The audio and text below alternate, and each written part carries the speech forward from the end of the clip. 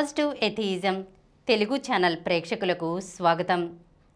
మనం గోరా నాస్తికుని జీవితం అనే పుస్తకంలో నుండి గోరా గారికి సంబంధించిన విషయాలను గురించి తెలుసుకుంటున్నాం కదా. ఈరోజు ఎపిసోడ్లో మరికొన్ని విషయాలను తెలుసుకుందాం. హైదరాబాద్ శాసనసభ ముందు సత్యాగ్రహం చేయుటకు గోరా జరిపిన కృషి, అరెస్టు వివరాలు పత్రికల్లో చదివిన శ్రీ శివమూర్తి స్వామి పార్టీ రహిత ప్రజాస్వామ్యమందు తనకు కూడా ఆసక్తి ఉండుట చేత వెంటనే హైదరాబాద్ వెళ్ళి గోరా గారిని కలుసుకున్నారు. శ్రీ శివమూర్తి స్వామి గారు కర్ణాటక లోకసేవక సంఘం కార్యదర్శి. 1952లో ఇండిపెండెంట్గా లోక్సభకు ఎన్నికయ్యారు. 1957లో ఓడిపోయారు. కర్ణాటక ప్రాంతంలో వారికి మంచి పలుకుబడి ఉంది. ఆయన గోరా గారితో కలుసుకుని చర్చించారు. 1961లో సత్యాగ్రహ సమాజ్ సభలు జరుపుదామనుకోగానే హుబ్లీలో ఆ సభలు జరపమని శ్రీ శివమూర్తి స్వామి ఆహ్వానించారు. 1961 జూలై 20న హుబ్లీలో గోరా అధ్యక్షతన సత్యాగ్రహ సమాజ్ సభలు జరిగాయి. శ్రీయుతులు మహావీర్ సింహ్, విష్ణు శరణ్, హరిప్రసాద్ తివారీ, లవణం, ఎస్ఆర్ సుబ్రహ్మణ్యం, ఐకే కుమారన్ మొదలైన వారు ఆ సభలలో పాల్గొన్నారు. ఆ సభలలోనే సేవాగ్రామ్ నుంచి ఢిల్లీలోని ప్రధానమంత్రి నివాసానికి గోరా నాయకత్వాన ప్రజాప్రతినిధుల పార్టీ రాహిత్యం, నిరాడంబరతలకై ఒక సత్యాగ్రహ పాదయాత్రను సాగించాలని నిర్ణయించారు. సేవాగ్రామ్ నుంచి 1961 అక్టోబర్ 8న ఢిల్లీ సత్యాగ్రహ పాదయాత్ర ప్రారంభించాలని నిర్ణయించి సెప్టెంబర్ మొదటి వారంలో గోరా ప్రధానమంత్రి నెహ్రూకు ఒక ఉత్తరం రాశారు. అందులో దేశ ప్రజలు నెహ్రూను జాతీయ నాయకునిగా భావిస్తున్నారని, కానీ ఆయన కాంగ్రెస్ పార్టీకి కట్టుబడిపోయి సంకుచితంగా అయిపోయారని, కనుక సంకుచిత పార్టీ పరిధి నుంచి విశాల జాతీయ ప్రాంగణంలోకి రావాలని కోరారు.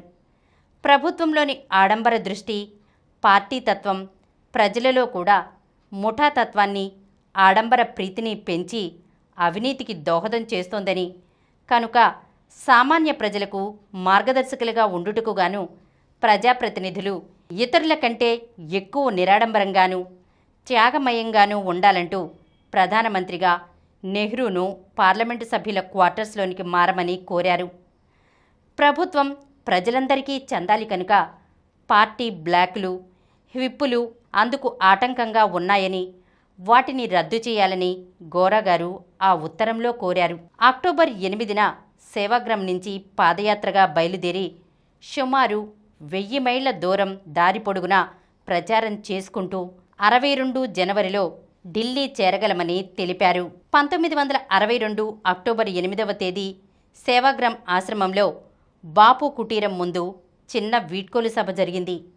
ఆశ్రమవాసులకు శ్రీ చమన్లాల్, శ్రీ మున్నాలాల్ గారు గోరా త్యాగాన్ని, పట్టుదలను కొనియాడి దేశంలో సమూలంగా మార్పు రావాలని, అందుకై గోరా చేస్తున్న కృషి జయప్రదం కావాలని శుభాకాంక్షలు తెలిపారు.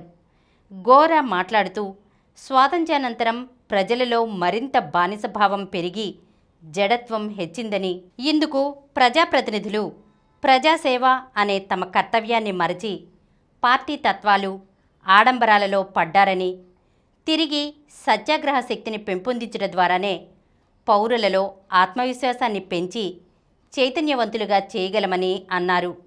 స్వాతంత్ర్యానంతరం దేశంలో పార్టీల పరంగా చాలా సత్యాగ్రహాలు జరిగాయని, కానీ అవి పార్టీ దృష్టితో, పార్టీల జెండాలతో జరిగాయని, పార్టీ దృష్టి ఎప్పుడూ అధికారంలో ఉన్నవారిని దింపి తాము అధికారాన్ని చేపట్టాలనే ప్రయత్నిస్తుందని, కానీ తమ సత్యాగ్రహాన్ని పార్టీ దృష్టి నుంచి వేరు చేస్తోందని చెప్పారు. ఈ తేడా తెలుపుటికే అన్ని జెండాలు కట్టగా కట్టామని, జెండాలు పార్టీలకు ప్రాతినిధ్యం వహిస్తే ఏ పార్టీలోనూ లేని అసంఖ్యాకమైన ప్రజలకు ప్రాతినిధ్యం కొరకు ఏ జెండా లేని కర్రను ఈ కట్టలో చేర్చామని వివరించారు. ఈ సత్యాగ్రహ పాదయాత్రను సేవాగ్రామ్లోని గాంధీజీ కుటీరం నుంచి ప్రారంభించుటకు అనుమతించడమే కాక ఎంతో ప్రోత్సాహమిచ్చిన ఆశ్రమవాసులందరికీ గోరా కృతజ్ఞతలు తెలిపారు. వారిచ్చిన ప్రోత్సాహంతో సత్యాగ్రహుల బలం 10 రెట్లు పెరిగిందని గోరా అన్నారు. గోరా దళం సేవాగ్రం నుంచి బయలుదేరిన రోజున ఆ తర్వాత వారం వరకు కూడా విపరీతమైన వర్షం.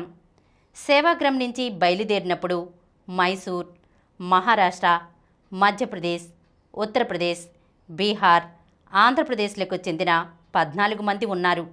వీరిలో శ్రీమతి సరస్వతి, శ్రీ లవణం కూడా ఉన్నారు. సాధారణంగా ఎప్పుడూ సేవాగ్రం ఆశ్రమం తదితర సంస్థల వారు తాము విరాళాలు పుచ్చుకోవడమే కానీ ఇతరులకు ఇవ్వడం జరగదు. కానీ ఈ యాత్ర విషయంలో తారుమారు అయింది. ఆంధ్రలో గోరా వసూలు చేసిన 300 రూపాయలు కార్యకర్తలు సేవాగ్రం వెళ్ళుటకు, ఉద్యమ ఉద్దేశాలు తెలిపే కరపత్రాలు అచ్చువేయుటకు సరిపోయింది. చేతిలో పైసా లేకుండా 1000 మైళ్ళ యాత్రకు 14 మంది సహచరులను వెంట తీసుకుని బయలుదేరటం మొండి సాహసం అనిపించింది అందరికీ. సేవాగ్రంలోని కార్యకర్తలు సంప్రదించుకుని 50 రూపాయలు విరాళాలు తమలో తాము వేసుకుని సత్యాగ్రహ దళం సేవాగ్రం నుంచి బయలుదేరే ముందు సమర్పించారు. సేవాగ్రం నుంచి వీడ్కోలు చెప్పిన వారిలో ఆర్యనాయకం, శ్రీ అన్నాసాహెబ్ సహస్రబుద్ధే కూడా ఉన్నారు. సేవాగ్రం ఆశ్రమం నుంచి ఏ యాత్ర ప్రారంభించుటకు అనుమతించరాదని, ఎందుకంటే ప్రభుత్వానికి వ్యతిరేకంగా ఇది ఉందని కొంతమంది వాదించారు. కానీ వారి ప్రయత్నం ఫలించలేదు. యాత్ర ముందుకు సాగింది. మంత్రి హమారే నౌకర్ హై, జనతా ఉస్కీ మాలిక్ హై అని హిందీలో రాసిన బ్యానరు, జెండాల కట్ట ప్రజలకు చాలా ప్రత్యేకంగా కనిపించాయి. మంత్రులు మన నౌకర్లా, ప్రజలు వారి యజమానులా? ఆశ్చర్యం. గోరా నచ్చజెప్పేవారు. అవును, పొలాల్లో పనిచేసే వ్యవసాయ కూలీలు తట్టలు నెత్తిన పెట్టుకుని ఇంటింటికి తిరిగి పాలు, పెరుగు, కూరలు అమ్ముకునే స్త్రీలు, వీధి అరుగు మీద పిల్లలకు పాఠాలు చెప్పే బడిపంతుళ్ళు, రిక్షాలు లాగేవారు, కార్ఖానాలలో పనిచేసే కార్మికులు, తిండికి కటకటలాడే నిరుద్యోగులు, మీరు, నేను, మనమంతా పౌరులం, ఓటర్లం, యజమానులం. ఈ ప్రతినిధుల మంత్రులు మన నౌకర్లు. ప్రజలందరూ కూడు, గుడ్డ, విద్యావసతి, వృత్తి కల్పించమని వీరిని మనం నియమించుకున్నాం.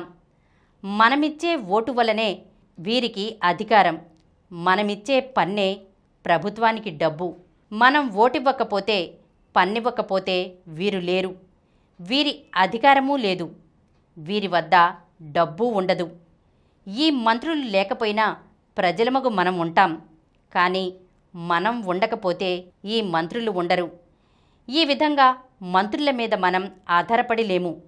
మంత్రులు మన మీద ఆధారపడి ఉన్నారు. అయినా నేడు వ్యవహారం తలకిందులుగా ఉంది. యజమానులు తిండి బట్టకు కరువై నీడలేక రోడ్డు ప్రక్కన పస్తులుంటే, నౌకర్లు విందులతో, విలాసాలతో, అధిక జీతభత్యాలతో, ఆడంబరాల మధ్య పెద్ద పెద్ద భవంతులలో కులుకుతున్నారు. యజమానికి రైలులో కాలు పెట్టి నిలుచునుటకు 3వ తరగతిలో చోటు లేదు. కానీ నౌకర్లు మొదటి తరగతిలో కాళ్ళు జాపి నిద్రపోతున్నారు. నేడు నౌకరుగా ఉండుటకు పోటీలు పడుతున్నారు. ప్రజాసేవకు సాధనంగా ఉండవలసిన ప్రజాప్రాతినిధ్యం లాభసాటి వ్యాపారంగా మారింది. వేలు, లక్షలు ఎన్నికలలో పెట్టుబడి పెడుతున్నారు. మరి వ్యాపారంలో లాభం ఆర్జించుకోరు? దీంతో యజమానులను కొల్లగొట్టి నౌకర్లు బాగుపడుతున్నారు. యజమానుల జీవితం దుర్భరమైంది. దీనికంతకు కారణం మనం యజమానులమని, మంత్రులు మన నౌకర్లను నెత్తిమీదకెక్కించుకోకుండా నౌకర్లుగానే చూడాలి, అదుపులో పెట్టాలి, వారిపై అజమాయిషీ ఉండాలి. మనం వారిపై అజమాయిషీ చేయడం లేదు కనుక వారు తామే యజమానులమని విర్రవీగుతూ అసలు యజమానినే నువ్వెవరవు అంటున్నారు. గట్టిగా అడిగితే నౌకర్లు యజమానులను జైల్లో పెడుతున్నారు. యజమానులపై లాఠీలు ప్రయోగిస్తున్నారు, తుపాకులు కాలుస్తున్నారు. ఇంకా సహిద్దామా? మనం నిద్ర మేలుకొనాలి. నేను యజమానిని, మీరు మంత్రులు, మా నౌకర్లు, ఏమిటి ఘోరం అని అడగాలి. అడిగితే గాని అమ్మైనా అన్నం పెట్టదు. అందుచేత అడగాలి. అడిగి నౌకర్లను దారిలో పెట్టాలి. మనం 10 మంది నౌకర్లను పెట్టుకుంటే వారు తమలో తాము పార్టీలు ముఠాలు పెట్టుకుని కొట్లాడుకుని కాట్లాడుకుని ఒకరిని మరొకరు నిందించుకుంటూ తమ పని చేయకుండా జీతభత్యాలు తీసుకుంటున్నారు. ఇదంతా మనం నిలదీసి అడగాలి. మీలో మీరు పార్టీ తగాదాలు ముఠా తగాదాలు మానండి. వినోదాలు విలాసాలు ఆడంబరాలు వదలండి. చెయ్యవలసిన పని చెయ్యండి అని మనం నౌకర్లకు చెప్పాలి. ఇది చెప్పుటికే మేము ఢిల్లీ వెళ్తున్నాం, మీరు ఆలోచించండి, కదలండి అనేవారు గోరా అరటిపండు ఒలిచి నోట్లో పెట్టినట్లు. ఈరోజు మనం గోరా గారికి సంబంధించిన కొన్ని విషయాలను గురించి తెలుసుకున్నాం కదా. వచ్చే ఎపిసోడ్లో మరికొన్ని విషయాలతో కలుద్దాం. ఈ కార్యక్రమం మీకు ఎంతో నచ్చింది కదా.